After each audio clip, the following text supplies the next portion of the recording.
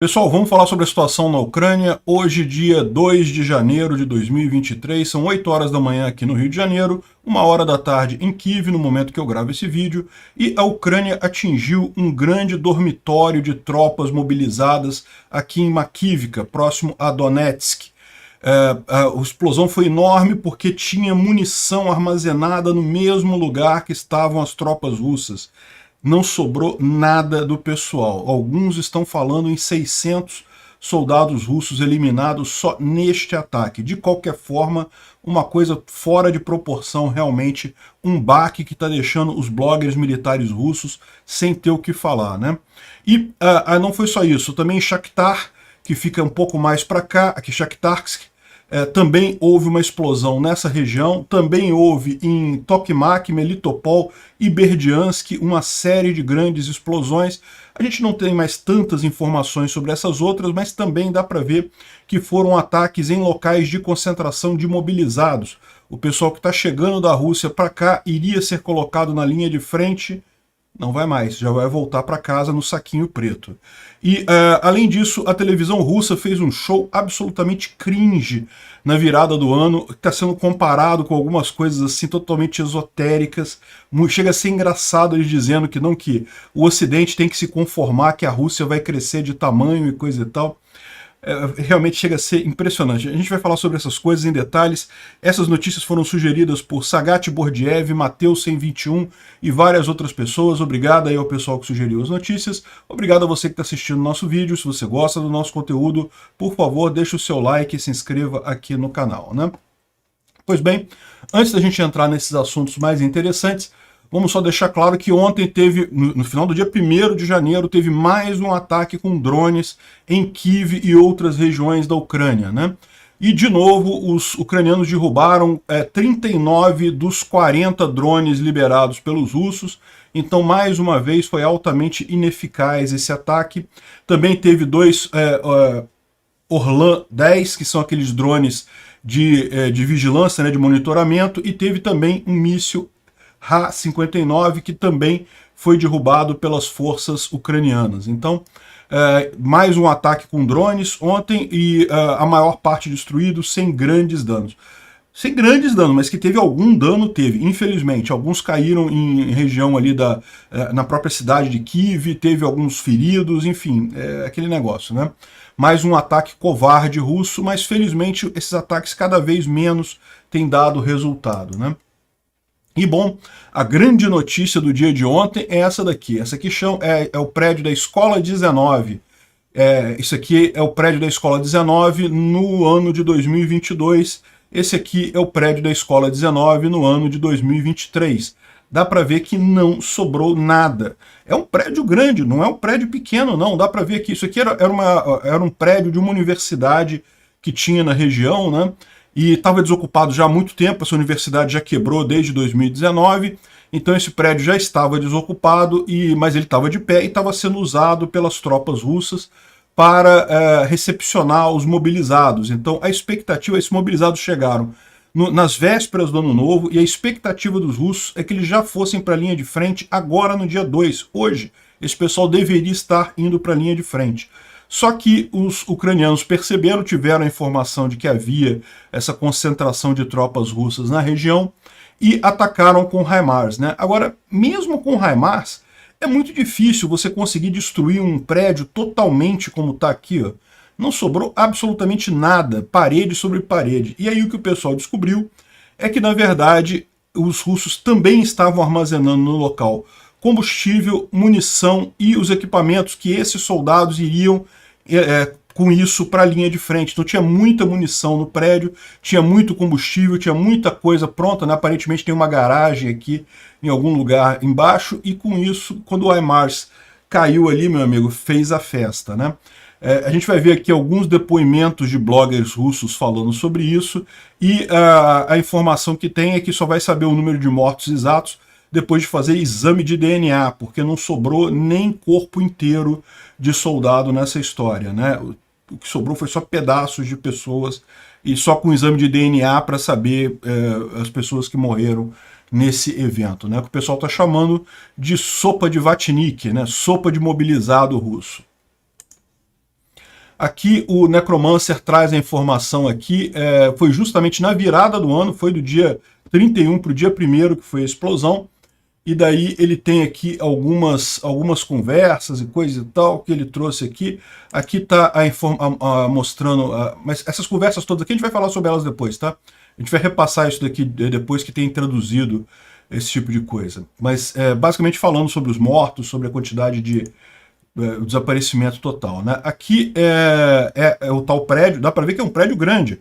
Não é um prédiozinho pequeno, não. Era uma universidade que tinha aqui, um prédio de uma universidade, e esse prédio deixou de existir completamente, né?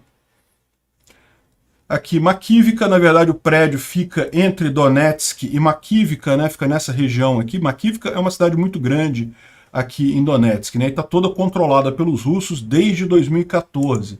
Então ela já é usada pelos militares russos há muito tempo, né? No primeiro momento estávamos falando em 50 mortos e 100 feridos, é a conversa que tem aqui, mas já está se falando em 600 mortos agora, né? Esse vídeo aqui é um vídeo curioso, é o vídeo de um casal que está comemorando a virada do ano na casa deles, próxima a essa região. Eles não estavam neste prédio, eles estavam em algum apartamento próximo ali, e dá para ver o pavor deles no momento que chega a explosão, né? Aqui, eles estão assistindo o discurso do Putin na virada do ano. Que coisa, hein? O pessoal não tem nada melhor para fazer, né? Deixa eu tocar para vocês aqui. Мы всегда знали, а сегодня тех, кто сейчас здесь, вот здесь рядом со мной, кто на передовой и на прифронтовых рубежах, есть личный состав вооруженных сил.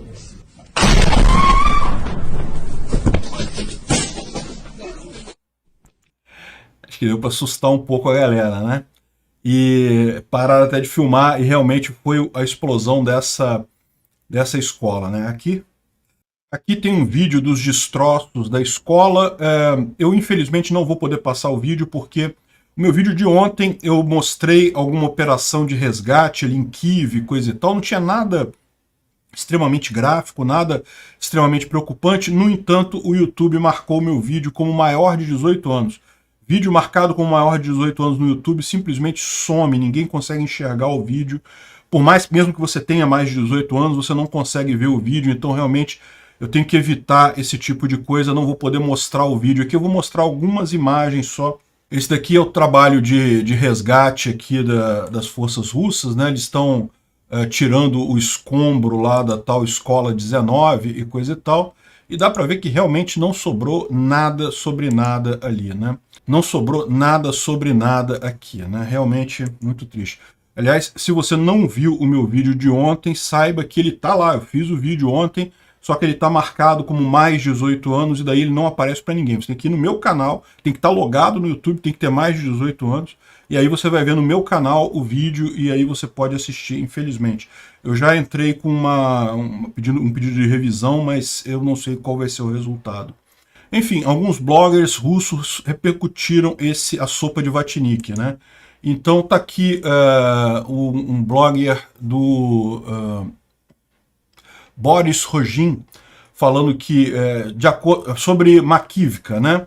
O HIMARS atingiram a escola e os mobilizados estavam aquartelados lá no edifício, um número significante de mortos e feridos. Na tarde do dia de ontem, né, na tarde do dia 1º, o entulho ainda estava sendo retirado. Depois de strikes em grandes depósitos de munição e depósitos de combustível, os depósitos passaram a ser dispersados de forma a não haver grande perda de material no caso de ataques. Isso trouxe resultados. O inimigo no caso, esse aqui é um russo falando, o inimigo no caso é a Ucrânia, teve muito menos efetividade nos strikes em grandes armazéns, né? É aquilo que a gente falou para vocês, os russos, de fato, quando os ucranianos começaram a atingir os armazéns de munição e combustível, os russos passaram a primeiro afastar esses armazéns da linha de frente e também botar em quantidades menores para não ter tanto problema, né? O que ele não fala aqui é que, de fato, isso diminui o ataque ucraniano, a capacidade de ataque ucraniano, mas isso também dificulta a logística russa. Fica muito mais difícil chegar a suprimento na linha de frente, né? E ele pergunta aqui por que uma abordagem similar não foi aplicada, né, no caso de pessoal, né? Vocês continuam botando um monte de gente num lugar só, o que evidentemente causou esse problema. Mas o pior, como a gente vai ver, é que na verdade é o que eu falei para vocês, né? Não era apenas pessoal, também tinha equipamento e munição ali naquela escola, né? Então esse daqui foi o Igor Girkin, ou Igor Strelkov, vocês conhecem ele, aquele criminoso de guerra russo, que foi militar russo, é da FSB, e foi um dos responsáveis pela, entre aspas, República Separatista de Donetsk, né, que não tem república separatista nada, é tudo montado pelos russos. Ele foi um dos caras que montou essa república, né? Então ele está falando aqui, depois daquele acidente com o MH17, ele caiu em desgraça, virou blogger agora. E ele está falando aqui sobre Makivka. Rapidamente, eu recebi informação sobre o objeto que foi atingido no dia 1º de janeiro de 2023, e aquele prédio estava hospedando a 80ª Divisão, consistindo principalmente de mobilizados da Federação Russa. Ou seja, é o pessoal que foi recém-mobilizado, e principalmente da região de Saratov. Lembra onde tem aqui a base aérea de Engels 2, que já foi atingida pelos ucranianos, né? Pois é, o pessoal que estava ali, os mobilizados ali, eram principalmente dessa região. O prédio foi totalmente destruído como resultado da detonação da munição que estava armazenada no mesmo prédio. Quase todos os equipamentos militares que também estavam próximos do prédio, sem a menor tentativa de disfarce, foram todos destruídos. Em termos de números de vítimas, ainda não há números finais, uma vez que muitas pessoas ainda estão listadas como perdidas, né, ou desaparecidas. Provavelmente estão debaixo dos entulhos. Em qualquer caso, o número de mortes e feridos vai a muitas centenas. O número aproximado de 200 ou 200 é o código que eles usam para dizer que o soldado morreu. Então eles chamam mortos de 200, né? Estão disponíveis, então, ou seja, eles sabem quantos morreram, né? Mas eu não vou dizer quantos foram. Os números que a gente tem é 600. 600 soldados e oficiais russos é a estimativa que eles têm de mortos ali, né? Eu avisei que isso poderia acontecer a qualquer momento, e isso não é o único lugar em que os russos botaram uma grande quantidade de tropas no mesmo lugar e na zona de destruição dos HIMARS. E não é o primeiro caso, ano passado também houve vários desses casos, embora de forma geral com número menor de vítimas, né? Enfim, ou seja, ele está reclamando aqui, está reconhecendo que realmente foi uma falha de planejamento, mas está dizendo que isso é comum, isso tem acontecido em um monte de lugar, de ter gente junto, e a gente vai ver que também ontem teve vários ataques. A gente já vem falando há algum tempo atrás aí que os ucranianos têm visado concentrações de tropas ali na região de Zaporizhia, principalmente Melitopol, Tokmak, Berdiansk, e teve mais também hoje, a gente vai falar sobre isso daqui a pouco, né? Bom, aqui tem algumas informações a mais. Esse blogger militar aqui é um blogger da Anna Dolgareva, né? É uma blogger militar lá muito conhecida, né?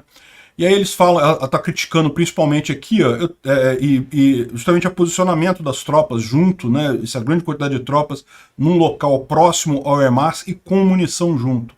E aí ela conta aqui uma historinha de que, não, eu tenho um amigo, de acordo com os vários prédios que ele ocupou, os HIMARS passaram 3 vezes próximos dele, mas ele não teve uma única derrota, uma única vez que ele foi atingido. Por quê? Porque ele aparentemente tem um segredo que é inacessível a muitos outros oficiais. Ele presta atenção nas observações, nas precauções de segurança quando escolhe os locais, né, coisa e tal. Ou seja, eles estão dizendo aqui justamente que foi erro da liderança russa esse tipo de coisa. E eu tenho uma outra pessoa próxima que também vai com outros nessa mesma linha. O HIMARS chega no local, eles estavam localizados no 2º andar de um prédio de 2 andares e ninguém sobreviveu. Ou seja, quando você faz a alocação do pessoal em lugar com pouca segurança, sem observar as regras de segurança, você acaba tendo esse tipo de problema, né? Enfim, muitos bloggers russos criticando esse tipo de coisa. Teve um outro canal russo que estava falando que dizem que pelo menos 45 soldados mobilizados principalmente da região de Saratov e alguns também de Ulyanovsk, morreram ontem nesse ataque de HIMARS em Makivka, né? Ele está falando aqui pelo menos 45, porque esse foi o primeiro número que saiu, tá? O primeiro número que saiu que seriam 50 mortos. Aí depois começou a crescer, no final 600 mortos é o número que a gente tem agora, né? Ele confirma aqui que o prédio foi completamente destruído e a chegada foi muito forte e havia munição que também estava armazenada ali, né? E ele diz que o número de 45 mortos é porque foram os 45 corpos que foram identificados. Mas como eu falei para vocês, aqui, ele mesmo fala aqui mais embaixo, mas devido à explosão violenta, tem muitos outros restos que apenas um exame de DNA vai poder determinar o resultado. Ou seja, tem um monte, tem uma sopa, virou um sopão lá de Vatnik, essa região aqui, né? E não foi só ali, como eu falei, né? Esse foi o grande assunto de ontem, né? Essa explosão na escola 19 aqui, mas não foi o único, né? Em Melitopol também teve várias explosões, o pessoal que está reportando um monte de explosões e coisa e tal, e em algum momento aqui chega nesse link aqui, nessa imagem aqui, ó, e falando que teve mesmo explosões, várias explosões de Melitopol, e começou um movimento de transporte de militares e muitas ambulâncias para o local em que chegaram os mísseis, né? Então, ou seja, o pessoal está confirmando aqui que sim, teve explosão e que deve ter alguma coisa sido atingida, porque estava cheio de ambulância andando lá em Melitopol, né?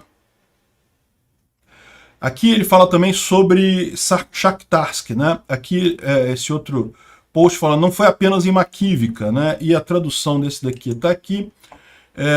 Um familiar de Donetsk, uma mulher familiar de Donetsk, escreve, eu não vou dizer o nome da pessoa, mas eu vou publicar a mensagem, né?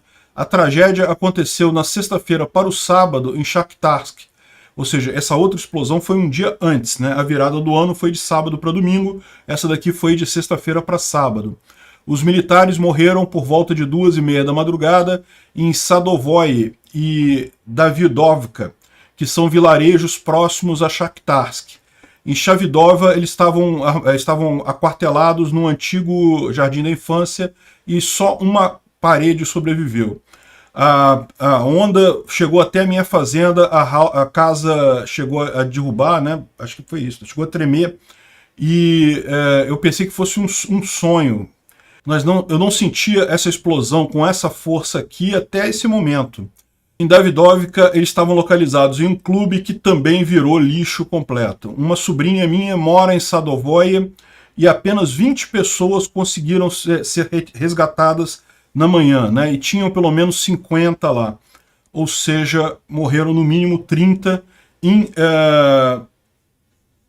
Sadovoye e teve ainda em Davidovka, eles não sabem a quantidade de mortos, mas teve nesses dois vilarejos próximos a Shakhtarsk também esse tipo de ataque ao longo da virada do ano, né? E teve aqui também uma explosão em Berdyansk. Berdyansk é nessa parte aqui mais embaixo, aqui ó, é muito usada, os russos usam muito aqui justamente porque é relativamente longe da linha de frente, então em tese o HIMARS não teria alcance para chegar aqui, mas volta e meia o HIMARS chega aqui. Como é que os ucranianos fazem? A gente não sabe, se eles têm algum foguete um pouco mais estendido, se eles arriscam, se eles fazem sabotagem, a gente não sabe. Mas o fato é que, se você olhar aqui, a defesa antiaérea tentou parar o que quer que tenha atacado Berdyansk, mas não conseguiu. O míssil ou drone caiu e fez aqui uma explosão significativa aqui em alguma coisa ali em Berdyansk. A gente não tem informações ainda exatamente dos resultados disso daqui. Isso aqui foi um acampamento, né, um agrupamento de militares, se foi equipamento, se foi munição, mas certamente foi uma explosão grande aqui em Berdyansk. Isso daqui foi hoje cedo, tá? Hoje, dia 2, cedinho. E com esses ataques todos que os ucranianos estão fazendo aí, você pegando só o ano de 2023, tá? Então aqui foram as mortes computadas em 1º de janeiro de 2023,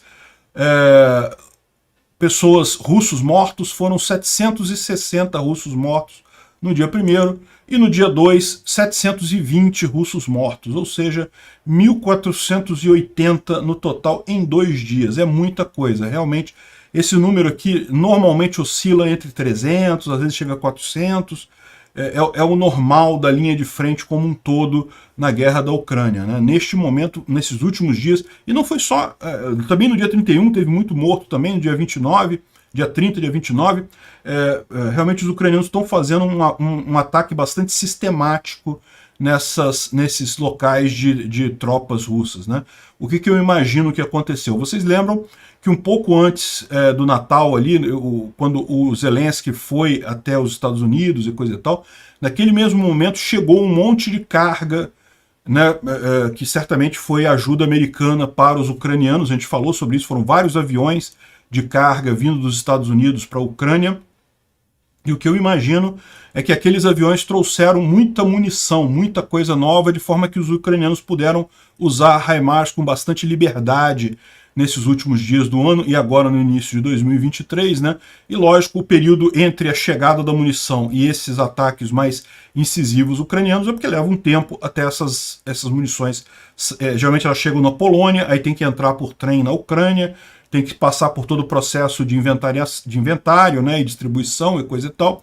Então, por isso que levou algum tempo, e agora a gente está vendo o efeito disso daí.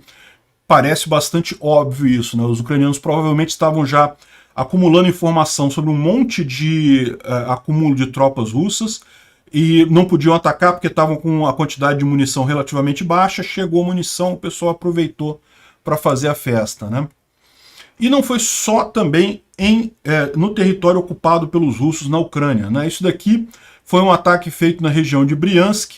Vocês lembram que recentemente os russos prenderam uma equipe de sabotagem ucraniana, mataram, infelizmente, né? Uma equipe de sabotagem ucraniana que atuava ali na região de Briansk, né? Isso daqui mostra que eles não eram os únicos, né? Existem mais equipes ucranianas de sabotagem na região. Ou pode ser um UAV também, né? Isso aqui é informação dada pelos russos, né? Os russos que disseram que foi um UAV que causou o problema, mas a gente tem que olhar com calma isso daí, não dá para saber exatamente, né? Aqui, Briansk fica aqui no norte, é nessa região aqui que houve esse ataque, né? E dá para ver que foi bem feio a explosão. Isso aqui é uma usina de energia, então pode ter prejudicado lá a distribuição de energia na região, né? Outro ataque que houve foi mais um ataque também em território russo, dessa vez foi no aeroporto de Baltimore, que fica em Voronezh.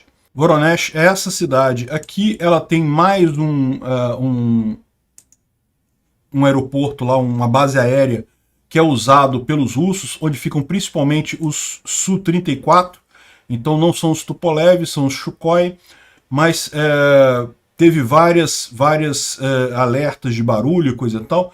Aparentemente a explosão aconteceu só na defesa aérea, isso foi a defesa antiaérea russa destruindo um eventual drone ucraniano. Mas, segundo estão dizendo aqui, ó, a explosão foi no céu, mas pode ter feito também explosões na terra, né? Então estão dizendo aqui que essa foi a visão. Essa aqui é a base aérea que tem ali na região, e a gente não sabe ainda se teve algum resultado, né? Então aqui, ó, os russos confirmaram a explosão que aconteceu próximo à base aérea. Então isso aqui é uma conversa dos russos. Teve 2 explosões na base aérea. Vocês escutaram a explosão ou coisa e tal? Enfim, estão conversando aqui sobre o problema, né? Segundo a informação está aí, a informação já acabou de sair, foi no campo mesmo, na base aérea. E o que as nossas defesas antiaéreas estão fazendo, não sei o que lá.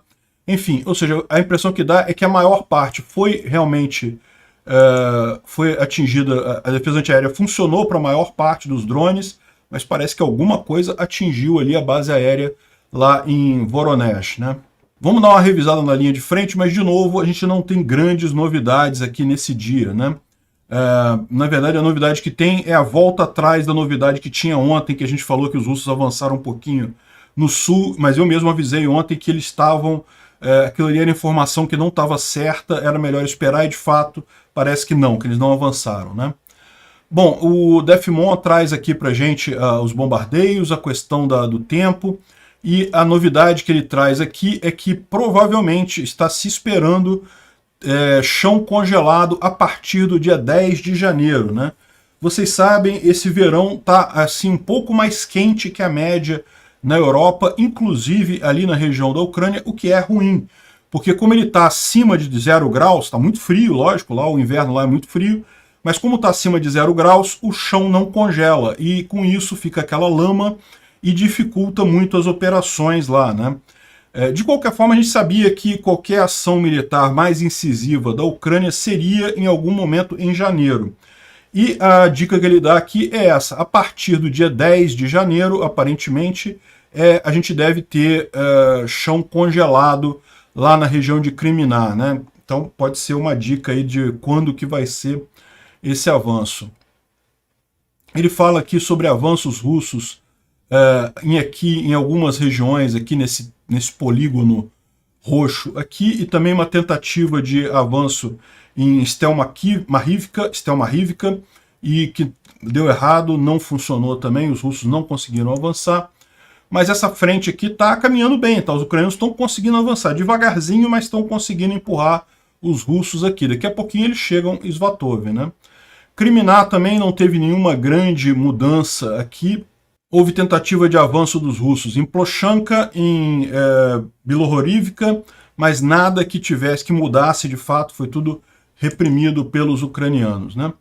O mesmo aqui em Bakhmut, né? A gente tem visto os russos avançarem em direção a Pidhorodne, que isso é preocupante. Pidhorodne seria bastante crítico os russos tomarem essa cidade, porque estaria muito próximo do cruzamento aqui, que são os cruzamentos principais para abastecimento de Bakhmut, mas por hora os ucranianos estão segurando os russos fora aqui, mas eles avançaram nessa região. E também aqui em Ozarianivka, que parece que os russos novamente conseguiram atravessar o canal e estabelecer uma base do outro lado. Vamos acompanhar esses desdobramentos aqui, né? Ainda é um avanço muito pequeno, mas é preocupante. Aqui na região de Donetsk, houve tentativas de avanço russo aqui próximo a Marinka e um pouco mais ao sul, mas também foram repelidas pelos ucranianos, não houve grande mudança aqui, né? Como eu falei, não houve grande mudança em lugar nenhum da linha de defesa, da linha de frente. Esse aqui é o ponto que foi revertido de ontem para hoje, né? Ontem o Defmon chegou a dar Dorozhnyanka como sendo já tomada pelos russos, porque de fato alguns Telegram russos estavam dando essa informação, mas como eu falei, isso era muito cedo, os Telegram que estavam dando essa informação não são muito confiáveis, e de fato, mais adiante, o próprio exército russo confirmou que tentou avançar aqui, mas foi repelido pelos ucranianos. Então, essa zona aqui está em batalha, mas não está tomada pelos russos ainda. E, por fim, o Defmon traz aqui uma imagem bastante interessante da península de Kimburne. Kimburne, vocês sabem, é essa península aqui ao sul de Kherson. Essa península, existe a expectativa que os ucranianos retomem uma parte dela para abrir uma linha de frente. Aqui a gente já falou sobre essa estratégia, né, que seria uma forma deles evitarem, se eles tentarem atravessar o rio aqui, eles bateriam de frente com uma grande quantidade de tropas russas e teriam muita dificuldade em estabelecer uma cabeça de ponte aqui. Mas se eles estabelecem uma cabeça de ponte aqui na península, como essa área que é toda muito alagadiça, seria muito difícil para os russos atacarem essa cabeça de ponte, e a partir daqui os ucranianos poderiam preparar uma ofensiva para tentar tomar aqui a base, o lado esquerdo, né, a margem esquerda ou margem sul do rio de Dnipro, que é esse rio aqui, né? Então a gente sabe que há um planejamento ucraniano para tomar essa península, só que isso está indo devagar, não está acontecendo com a velocidade que muita gente esperava, e ele mostra aqui que está acontecendo. Essa aqui, a foto de baixo é uma foto antiga, né? Então dá para ver aqui que tem vários prédios nessa região aqui, inclusive um prédio maior aqui, ó, bem em cima do meu ombro aqui. E se você olhar a foto de cima, que é uma foto recém-tirada da mesma região, dá para ver que toda essa parte aqui está totalmente destruída, o que dá a entender que houve de fato ação ucraniana aqui, né? Se já estão se os soldados já estão nessa região lutando contra os soldados russos, ou se isso daqui foi tudo por ataque aéreo, por munição, né, munição de artilharia, HIMARS, não dá para saber, mas que certamente está havendo ataque aqui na península de Kimburn, está certamente, alguma coisa está se desdobrando ali, né? A gente vai ficar sabendo mais adiante quando tiver alguma coisa mais concreta. E, bom, com isso a gente encerra essa parte mais militar da coisa. Vamos dar uma olhada nas notícias associadas, né, à guerra, né? E a mais curiosa de todas foi o show que teve na televisão russa, o show de passagem de ano, né?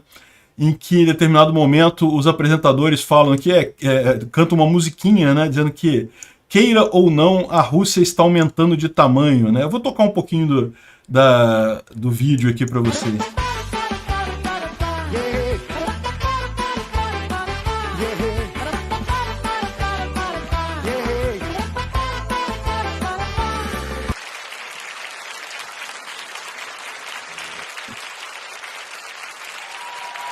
Мой новогодний тост будет несколько необычным. В уходящем году Запад пытался развалить Россию. Ele está dizendo que o nosso brinde esse ano será diferente. Ano passado, o Ocidente tentou destruir a Rússia. Que Ocidente destruir a Rússia, meu amigo? A Rússia que atacou a Ucrânia, não teve nenhuma tentativa, absolutamente zero agressão do Ocidente à Rússia. Foi a Rússia que agrediu, não teve... Que absurdo isso. Россию, даже не подумав о том, что в строении мира Россия – это несущая конструкция. Aí ele está dizendo lá que eles esquecem que a Rússia é capaz de aguentar qualquer carga, qualquer coisa. A Rússia não está aguentando nada, porque ela não foi... Ninguém atacou a Rússia. É a Rússia que está atacando a Ucrânia.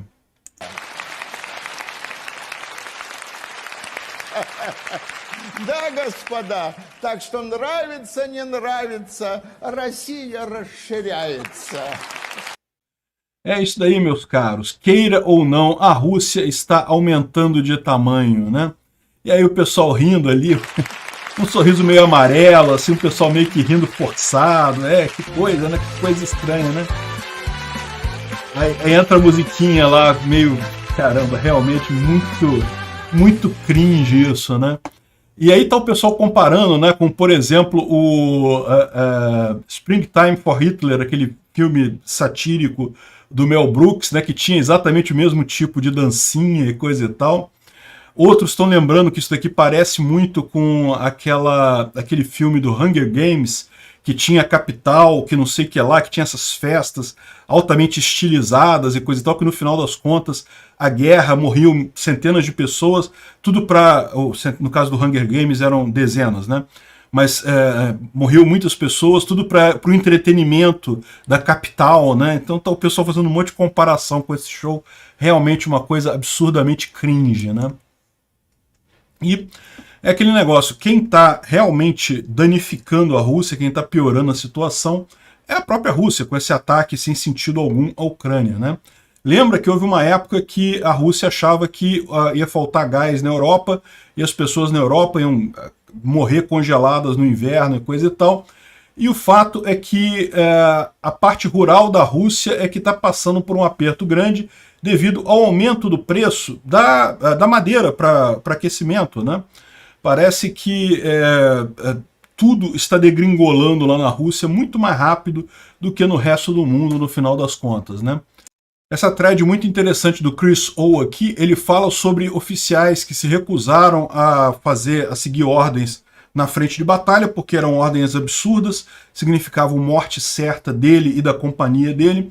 Foram vários oficiais que acabaram sendo aprisionados, né? Ou seja, viraram prisioneiros das forças russas lá na Ucrânia, e os parentes desses militares não ouviram mais nada deles desde então. Isso foi em julho de 2022, e eles estão agora fazendo uma investigação para tentar descobrir o que aconteceu com eles, né? O mais provável a essa altura é que eles tenham sido mortos, mas mesmo assim, e aí, o que aconteceu?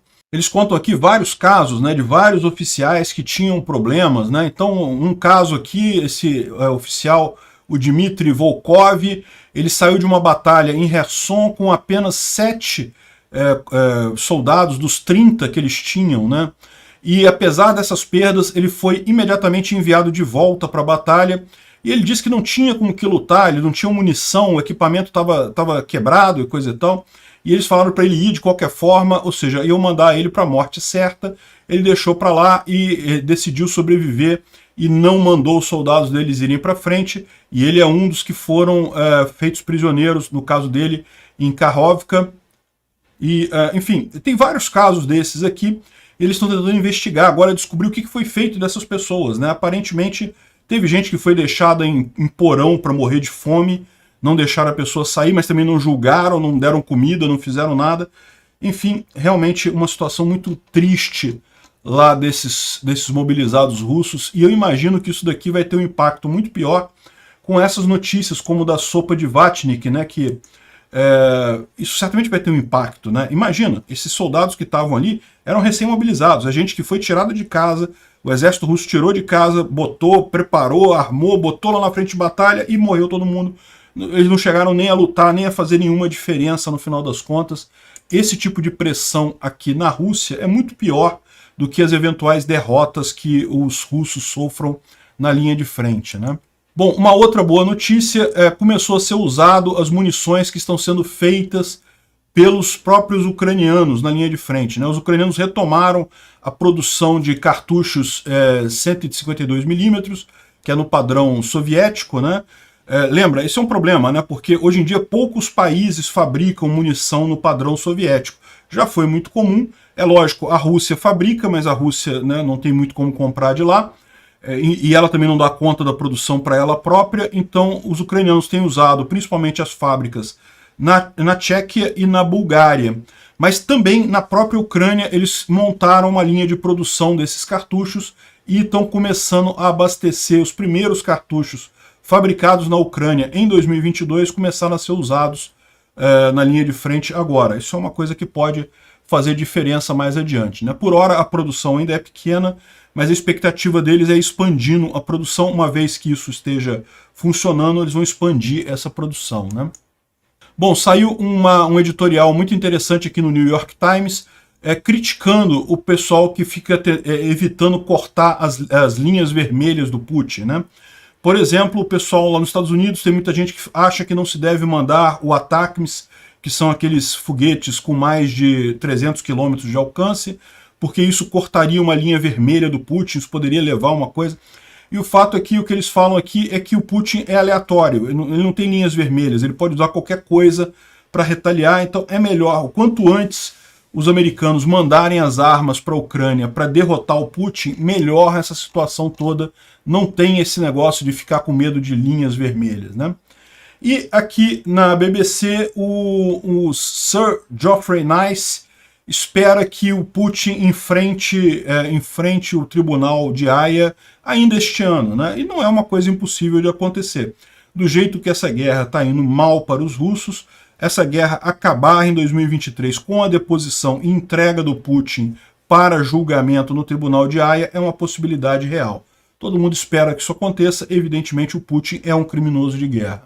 Diz o general SVR que, de novo, é um blogger que eu não sei se fala a verdade não, mas ele alega que tem um contato muito próximo ao Putin no Kremlin, alguém ali que é do serviço do Putin, alguém que fica ali, que acompanha todo o movimento do Putin e vaza essas informações. Eu acho isso pouco provável.